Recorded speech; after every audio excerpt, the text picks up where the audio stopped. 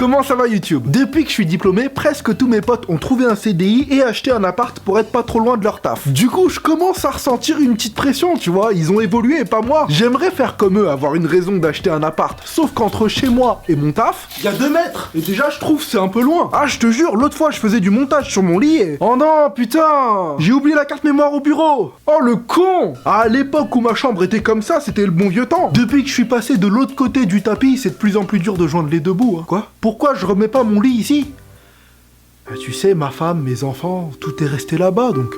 Le gros inconvénient de vivre encore chez ma mère à mon âge, c'est que meufement parlant, c'est pas pratique. Bah avant, j'étais en coloc avec Lolo. On organisait des partous, on était bien. Là, maintenant, avec mes vieux juste à côté, je suis obligé de bâillonner. Ah bah je sais que ça craint, mais... Du coup, il y a 5 mois, j'ai commencé à checker des sites immobiliers pour tenter de trouver l'appart de mes rêves. Et voici comment je l'imagine. Une chambre avec un king size pour faire des dingueries, une pièce pour tourner, monter, dessiner, et un salon avec cuisine ouverte, plus le péché mignon, une table à manger qui se transforme en billard. Ouais, j'essaie de reproduire ma coloc en fait. Si c'est bien agencé, tout ce que je viens de te dire là, j'ai calculé, ça fait pile 60 mètres carrés. Mais c'est là que s'ajoute une difficulté supplémentaire. Je tiens à habiter très proche de chez mes parents. Parce qu'ils vieillissent et que j'ai envie d'être là rapidement pour les aider si jamais il leur arrive quelque chose.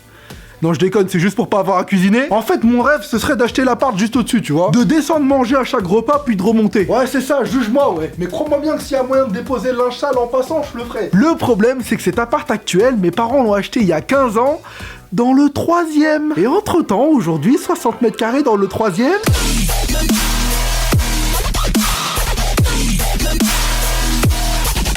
14 000 € le mètre carré? Ça 14 000 €? Je crois que je vais buter mes parents et revendre cet appart, en fait, ça ira plus vite. Et encore, je t'ai pas montré, c'est rien comparé au prix sur l'île Saint-Louis. Paris, c'est un délire. Est-ce que tu sais que même à Los Angeles et Miami, c'est moins cher? Bah oui, mais on est con, on se renseigne pas. On s'est fait abrutir par les experts, hein. 2-3 plans filmés au drone et on croit qu'il faut être un VIP pour y habiter. Mais pour ces prix-là, à Miami, j'ai vérifié, t'as une énorme villa avec piscine, jardin, panier de basket. On est là, ouais, Booba, il est trop loin dans le rap game, il vit à Miami. Non, c'est juste qu'il a tapé villa, piscine, jardin, panier de basket à Paris, il a fait...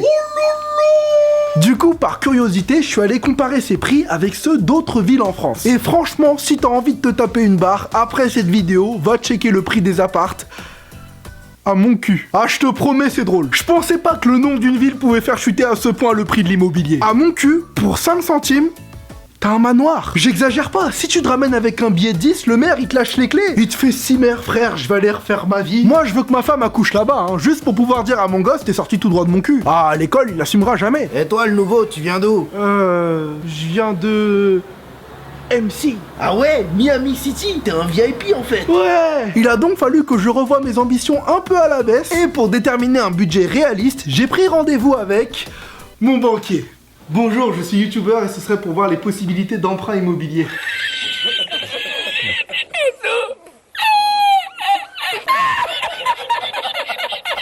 Quand tu fais des vidéos sur internet, même si tu gagnes bien ta vie, comme tes revenus ils font ça d'un mois à l'autre, la banque elle peut pas te faire confiance sur 20 ans. Du coup faut la jouer fine. Heureusement, j'ai un poteau youtubeur ayant déjà réussi à obtenir un emprunt qui m'a filé une petite astuce secrète. En gros, faut jouer sur la seule corde sensible du banquier. Ses enfants. Ah, si ces gosses sont des abonnés ultra fans qui te kiffent, là t'as tout gagné. Tu peux même faire du chantage si tu veux. Une dédicace pour votre fille Julie? Oui, bien sûr que c'est faisable. Contre un petit emprunt, évidemment, hein, pas grand chose. J'ai donc utilisé cette astuce sans aucune vergogne et devine quoi? Mon banquier est gay, putain. Et je lui ai dit, mais vous avez pas un neveu, une petite sœur? Il m'a dit non. Louer en attendant d'avoir la somme suffisante. Ah, va falloir en faire des vues, parce que... Abonnez-vous les gars, hein, c'est gratuit. Bref, trêve de mondanité. Rentrons dans la honte du sujet. Une fois m'être fait bâcher salement, c'est là que petit à petit j'ai commencé à ranger ma bonne conscience dans MC et que je suis allé checker ce qu'on appelle... les viagers. Les jeunes qui veulent acheter à Paris, ne mentez pas, vous y avez déjà pensé. Pour ceux qui ne savent pas ce que c'est, comment vous expliquer à quel point c'est malsain? Tiens, Voldemort, tu pourrais acheter un viager, toi? Ah non, t'es malade ou quoi? Je suis pas un fils de pute. En gros, reprenons pour exemple l'appart de mes rêves. 60 mètres carrés, 800 000 €. Un viager, c'est quand cet appart ne te coûte que 300 000 €, mais qu'il est habité par une grand-mère à qui, en plus des 300K, tu dois une rente tous les mois qui s'élève à genre 5000 balles. Et tu n'as le droit d'emménager dans l'appart qu'au décès de la personne. C'est bien pour les petites retraites, mais je crois que tu as compris les règles du jeu. C'est-à-dire que quand tu visites un viager pour voir si tu l'achètes ou non, c'est pas l'état de l'appartement qui t'intéresse.